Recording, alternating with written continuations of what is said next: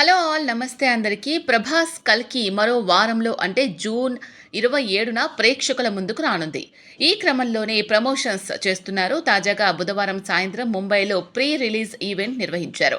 ఇందులో ప్రభాస్తో పాటు దీపిక, అమితాబ్, కమల్ హాసన్ పాల్గొన్నారు. తక్కువ సమయమే ఈవెంట్ జరిగినప్పటికీ యాక్టర్స్ మధ్య బాండింగ్, వాళ్ళు చెప్పిన విషయాలు ఆసక్తిగా అనిపించాయి.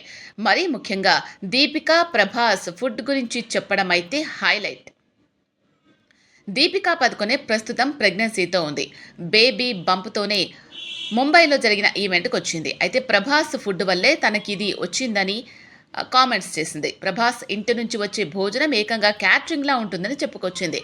ఇదంతా ఇప్పుడు సోషల్ మీడియాలో వైరల్ అవుతోంది. నేనిలా అవ్వడానికి కారణం ప్రభాస్. అతడి ఇంటి భోజనమే నా బేబీ బంప్కి కారణం సరదాగా నవ్వుకుంటూ చెప్పింది. ప్రతిరోజు షూటింగ్కి ప్రభాస్ ఇంటి నుంచి భోజనం వచ్చేది. ఎంతో ఇష్టంగా మూవీ టీం కోసం భోజనం తెప్పించేవాడు. అది భోజనంలా కాకుండా క్యాటరింగ్లా ఉండేది. అలానే ప్రభాస్ ఇంటి నుంచి ఎలాంటి స్పెషల్ ఫుడ్ వస్తుందా అని ప్రతిరోజు ఎగ్జైట్మెంట్గా ఉండేది అని దీపికా పదుకొనే చెప్పుకొచ్చింది.